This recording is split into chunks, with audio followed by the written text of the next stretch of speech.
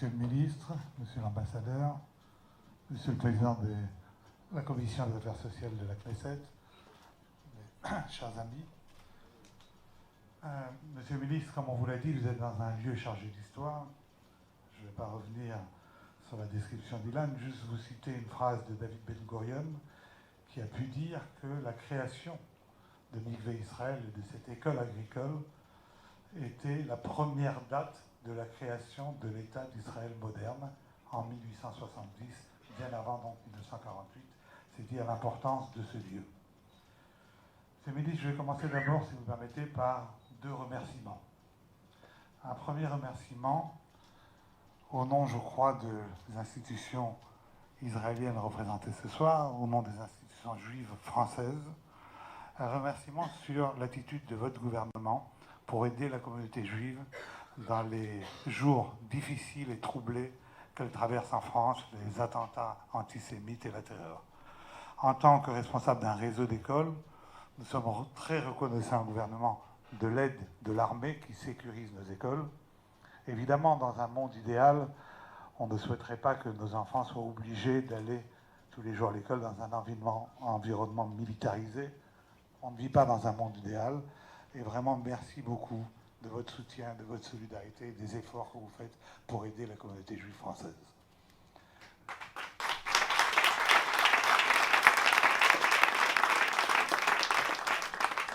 Le deuxième remerciement que je voudrais vous faire, c'est le fait d'être parmi nous. Pas seulement à Mikvé, mais en Israël. Nous connaissons l'importance de vos responsabilités, ce que veut dire un agenda de ministre et une situation économique qui n'est pas si facile. Et donc, pour nous, c'est très important, d'autant plus que les Juifs de France pensent souvent, et je crois avec raison, que l'image qui est montrée en France à travers les médias français d'Israël n'est pas la bonne image et qu'il faut venir sur le terrain pour se rendre compte de la réalité israélienne qui est beaucoup plus complexe que celle qui est présentée. Donc, un vœu, exhorter tous vos collègues à venir nous rendre visite. Je crois qu'ils comprendront mieux la réalité israélienne, nous en avons besoin.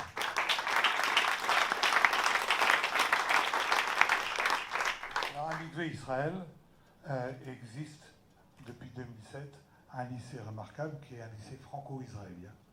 C'est le lycée franco-israélien, on a invité un certain nombre de parents de ce lycée ce soir, puisque vous voulez parler à des parents qui ont fait leur montée en Israël, leur Aliyah, ça faisait partie de vos demandes. Ce lycée qui essaye de conjuguer l'excellence israélienne et française et qui est le fruit d'une coopération entre le gouvernement israélien, l'Alliance israélite universelle et le gouvernement français. La francophonie, c'est quelque chose que nous connaissons bien. L'Alliance a été un des acteurs les plus importants de l'histoire de la francophonie au 19e, au 20e siècle, dans ces célèbres réseaux d'écoles qui, à travers l'ensemble du bassin méditerranéen, ont permis à plus d'1 million d'enfants d'apprendre et de découvrir la culture française, la culture juive, de donner un enseignement aux filles dès 1862, ce qui était assez révolutionnaire, et de permettre, grâce à cet enseignement, à de très nombreuses familles de sortir de la pauvreté et du mélange. Donc on connaît la francophonie, c'est pour ça que tout ça nous tient à cœur. Les projets de l'Alliance, on va vous dire, Monsieur le ministre, le projet éducatif de l'Alliance, c'est les valeurs juives, humanistes, tolérantes, ouvertes, et finalement ce sont des valeurs qui sont très proches des valeurs françaises. Un projet humaniste et universaliste. Et les plus grandes voix de l'Alliance, René Cassin, Adolphe Crémieux, Emmanuel Lévinas, ont toujours insisté sur cette proximité.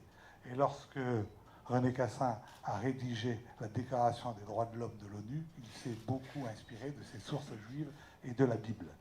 Et donc, le but, l'objectif pédagogique de l'Alliance, c'est un objectif ouvert, de faire coexister ensemble toutes les communautés juives, des plus laïques aux plus religieuses, d'apprendre ensemble ces valeurs universalistes, humanistes. C'est le but de notre enseignement ici.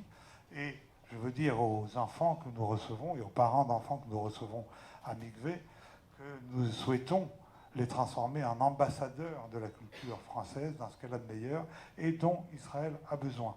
Israël a également besoin de cet apport de la culture française. Il est nécessaire et il peut apporter beaucoup à la société israélienne. Alors, après ces remerciements, quand même une demande.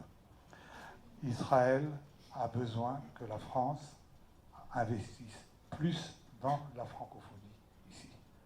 C'est un investissement nécessaire, vu l'importance de la communauté française installée en Israël, vu la récente Aliyah, montée des Juifs de France en nombre important.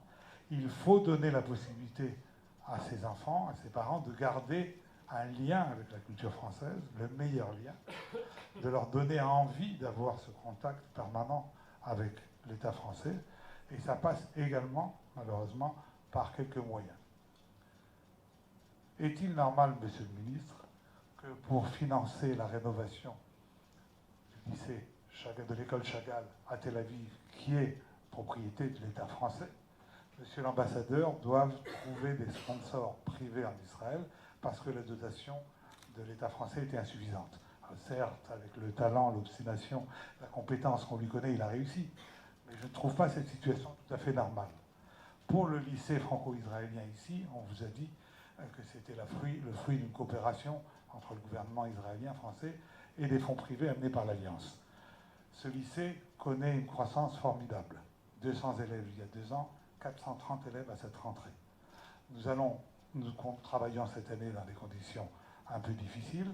Nous avons trouvé donateurs importants pour financer un nouveau bâtiment. Nous avons aussi besoin de dotations plus conséquentes de l'État français, qui se justifient simplement au regard des chiffres qui sont donnés dans d'autres écoles dans le monde. On ne demande pas un statut particulier, mais d'autres écoles dans le monde.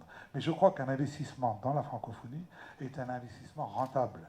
Ça donnera l'envie aux enfants français qui sont ici, demain, de commercer avec la France, de faire profiter, par exemple, la France de la formidable vitalité des start-up israéliennes. Donc c'est une chance commune, et je pense que c'est un investissement que la France peut et doit faire. On ne parle pas de centaines de millions d'euros, de quelques millions d'euros. C'est très important, ça changerait. Ça changerait.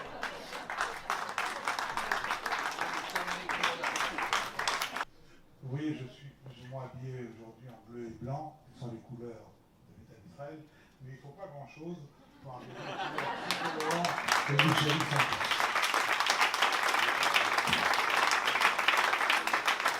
Et si vous me permettez de conclure, non pas trivialement par une demande de subvention, mais par un mot plus léger, j'ai entendu que vous avez interprété pour Canal+, avec beaucoup de talent, l'été indien, récemment. Et je me suis posé la question, pourquoi cette chanson? Puis finalement, ça m'a paru limpide. La signification métaphorique de l'été indien, c'est un renouveau inattendu et tardif.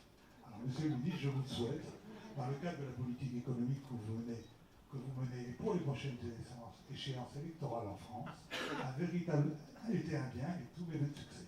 Je vous remercie.